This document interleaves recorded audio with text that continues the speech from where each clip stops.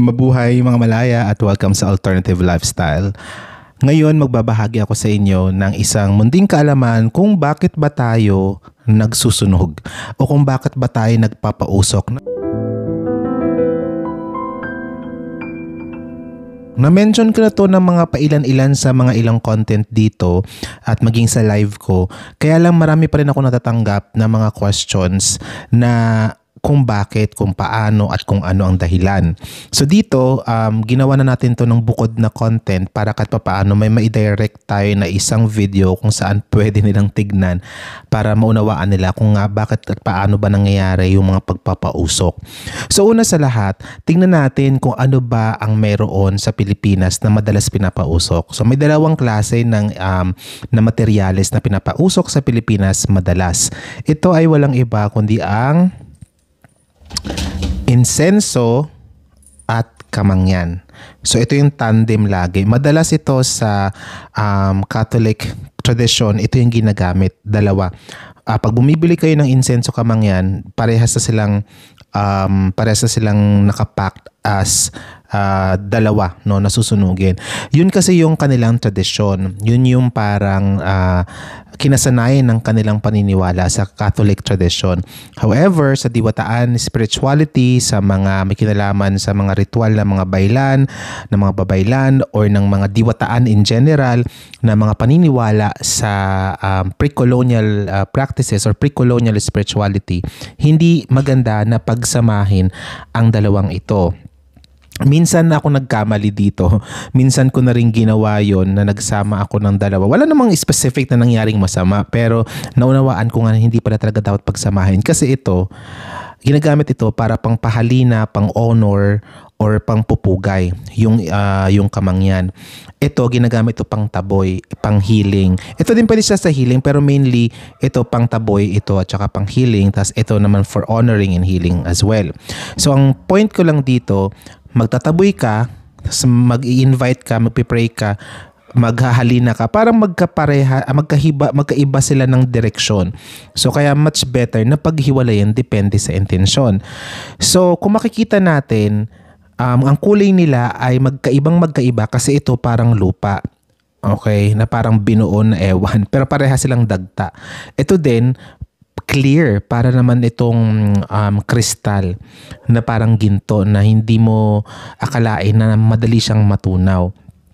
Ang rason nito kung bakit ginto ang pang-cleansing o pang-taboy, kasi kung napanood ninyo yung isa kong in-upload kamakailan na tumutukoy sa kahalagahan ng ginto, mas mauunawaan ninyo. Pero syempre, share ko na rin dito dahil ang ginto sa spiritual world ay masakit sa mga hindi mabubuting nilalang or yung mga malevolent spirit, mga opportunistic spirit. Pag nakakita sila ng liwanag ng ginto, ay tila parang parang sharp sa kanila, sa paningin nila, or kung ano man yung pagtanaw nila doon, hindi maganda sa kanilang pakiramdam. Napaka-sharp ng dating. Kasi unang-una, yung ginto ay talagang hinahambing din siya sa kulay ng liwanag ng araw. Pag nagsusunog kasi tayo, natatransform natin ang physical part nito papunta sa spiritual body din nito. So magkakaroon na ng access yung spiritual plane or spiritual world dito. Vice versa, ito din maa-access niya na yung spiritual world. Kasi nga, pag sinunog natin, yun na yung pinaka-act na kung saan magiging spiritual na siya. So, madadala natin ang kulay nito sa spiritual body, madadala natin ang spiritual essence nito sa spiritual world pala. Madadala natin doon. So, pag sinusunog natin, nagtatransform ang isang bagay sa spiritual form nito. Kaya nagkaka-access sa spiritual world. Parang sa mga offering na kinikwento ko dati pa, na kapag nagpapausok tayo ng kahit na anong pangpapugay or pang-aalay na usok tulad nito, habang nagbibigay ka ng offering, kamangyan ha, hindi insensong dilaw. Habang nag-offering ka, pag ito yung ginagamit mo, tina-transform mo yung offering mo sa spiritual form Tapos syempre, nasa spiritual form na siya, matatransform na rin or ma-access niya na sa ang spiritual world. At yung mga spirit na nag-expect ng offering, makakakuha na sila, makakakain na sila ng in-offer mo kasi na-transform mo na yung physical offering sa spiritual body nito. So kaya ganun kahalaga ang pagpapausok na lagi kong sinasabi, di bali nang wala kayong kandila basta may umuusok lang.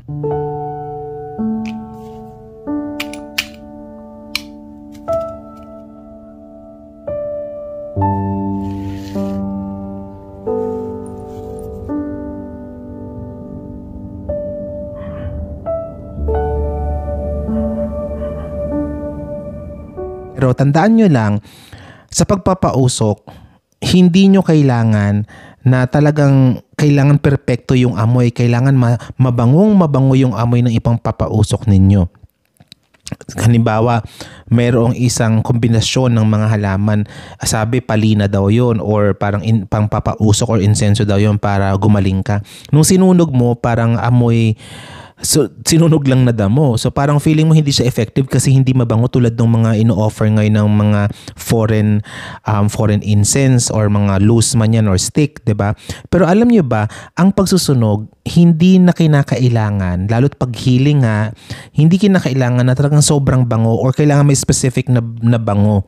Hindi naman siguro sobrang baho na ikamamatay mo yung amoy. Pag mabango siya, bonus na lang yun. May mga incense or sinusunog talaga na mababango na maganda rin gamitin sa pag-honor. Yan kapag mga prayer, honoring, kahit papaano medyo maghanap tayo ng kalmante or relaxing na mga amoy. Pero hindi naman kailangan na sobrang bangong-bango na parang commercialized na yung amoy. At least maging meron lang maramdaman na special scent, kumbaga nung sinusunog mo. Parang ito. Yung kamangyan, di ba? Pag sinunog natin may special scent siya. Hindi talaga siya mabango na parang pabango or mga essential oils. Pero may distinct na amoy siya na ito, napaka-spiritual nung amoy niya. Ngayon, kapag sa healing naman, sa mga cleansing naman, huwag na kayo maghanap na mabangong pang-healing, pang-cleansing. Ang isipin ninyo kung ano yung spiritual property at healing property ng halaman na susunugin ninyo para gawing pampausok. Kasi yun ang importante.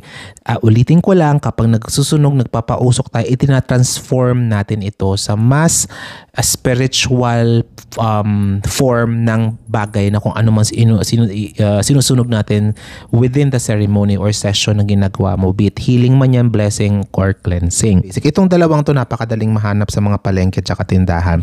Basta sinishare ko lang kung bakit ginto yung pangpatabo. Yun.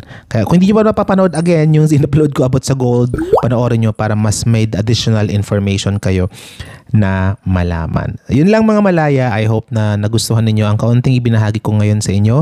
Maraming salamat at mabuhay kayong lahat. Paalam sa ngayon.